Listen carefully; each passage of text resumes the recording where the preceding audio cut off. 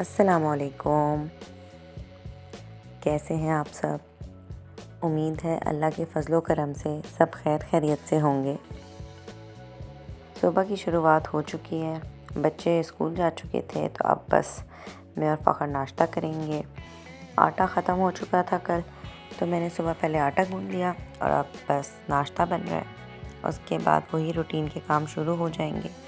आज बच्चों ने जल्दी आ जाना है क्योंकि इबाद का भी एग्ज़ाम है। टाइमिंग्स अब उसकी चेंज हो गई, अर्ली ऑफ होगा, और उबैद का भी।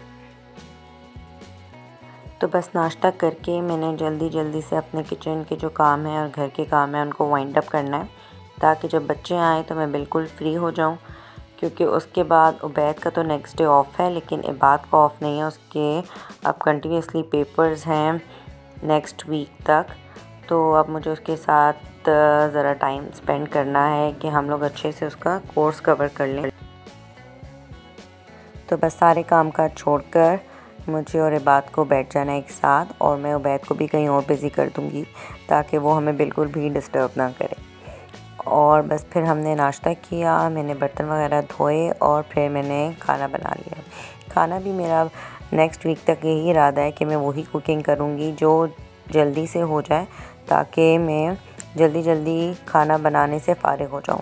क्योंकि अब खाना तो बनाना मैं स्किप तो नहीं कर सकती, ज़ाहिर है बच्चे हैं, फ़खर है, मैं हूँ, खाना तो चाहिए इंसान को। तो इसलिए बस वही खाना मैं बनाऊँगी जो झटपट तैयार हो जाए, ताकि मेरा टाइम जो है वो बच जाए। आज मैंने सोचा था कि मैं कोफ्ते बना लेती हूँ, इबाद को पसंद हैं, फ़खर को, उबैद सब शौक़ से खा लेते हैं। तो बस फिर मैंने पहले प्याज ब्राउन करके उसको हैंड ब्लेंडर के जार में डाल दिया और साथ में 2-3 टमाटर भी डाल के उनको मैंने अच्छे से पेस्ट बना लिया। और उसी ऑयल में फिर मैंने अदरक लहसुन को हल्का सा भून के और नमक और ज़ीरा, ये तीनों चीज़ें अच्छे से भून ली। बस फिर मैं उसके साथ ये पेस्ट भी डाल दूँगी और जितने भी नॉर्मल मसाले होते हैं, नमक, लाल मिर्ची, हल्दी, धनिया, ज़ीरा पाउडर, जो भी होता है वो सब डाल के अपने अंदाज़े से मसाला भून लूँगी।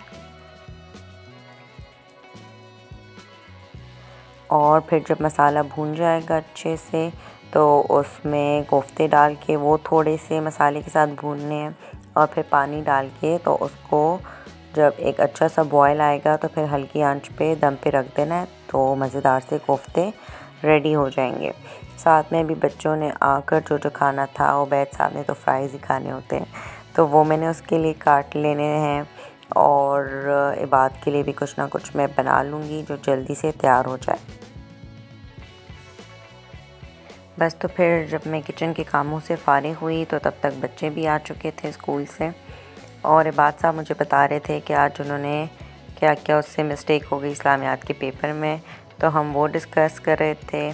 और उबैदी साहब को ये परवाह थी, ये टेंशन है कि फ़िश को उसने सुबह खाना नहीं दिया था, तो इसलिए अब वो फ़िश को अपनी खाना देने के चक्करों में था कि पहले फ़िश खाना खा ले तो फिर मैं यूनिफ़ॉर्म चेंज करूँगा।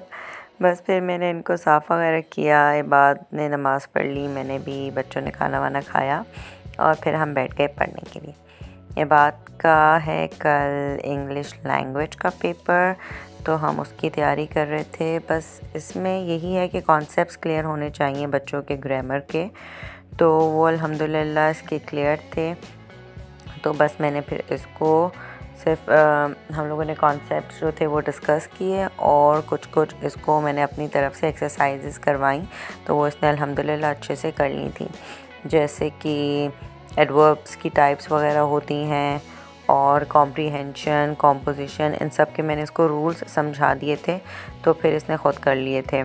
सेंटेंसेस क्या होते हैं, क्वेश्चंस, कमांड्स, इनके डिफरेंसेस, फैक्ट्स, ओपिनियंस, ये सब चीज़ें पता होनी चाहिए बच्चों को कि difference between the facts and opinions. और टेंसेस आने थे, present continuous and past future continuous, perfect वाले सेंटेंसेस, तो वो भी इसको आ रहे थे, प्रीफिक्स और सफिक्स वगैरह, और इसी तरह की जो बच्चों की ग्रामर की चीज़ें होती हैं। तो अल्हम्दुलिल्लाह वो जो कॉन्सेप्ट्स क्लियर करवाने थे वो मैंने इसको करवा लिए। अब यही बात है कि अब बच्चे बस पेपर में कराएं, माओं के सामने तो कर लेते हैं, लेकिन खैर अल्लाह पाक खैर करेंगे। और बस फिर उसके बाद साथ साथ मैंने इनको बिज़ी करने के लिए च्युइंगम दी हुई थी और उसके साथ गंद हो रहा था। बस फिर थोड़ी देर उबैद साहब भी बैठे पढ़ने के लिए। बस फिर इबादत से फ़ारिग होकर मैंने उबैद को बिठाया थोड़ा बहुत पढ़ाने के लिए, क्योंकि उसने पढ़ना तो था नहीं, लेकिन वो मुझे इतना टीज़ कर रहा था। तो फिर मैंने उसको बिज़ी करने के लिए कुछ ना कुछ लिख कर दे दिया, तो वो उस पर लगा हुआ था और बस वो थोड़ी देर का उसका काम था। फिर असर का टाइम हुआ तो हमने नमाज़ पढ़ी और फिर दूध बॉयल कर लिया। साथ साथ उनको पढ़ाते पढ़ाते मेरा अपना बीपी लो हो जाता है, तो फिर मैं थोड़ी मंचिंग भी कर रही थी। बस फिर खाना वाना खाया, मगरिब हुई, फिर बच्चों को सुलाया मैंने। इतने में फ़खर आ गए। अब फ़खर के लिए बच्चों के चक्कर में मैं भूल गई थी सैलेड बनाना। तो अब मैंने जल्दी से लोबिया जो था, लाल लोबिया मैंने बॉयल करके फ्रीज़ किया हुआ था सैलेड्स के लिए, लेकिन आज मैं बनाना भूल गई। तो फिर मैंने जल्दी से पैकेट निकाला और उसको पैन में डाल के और हल्की आंच पे रख दिया ताकि वो सॉफ़्ट हो जाए, डिफ्रोस्ट हो जाए।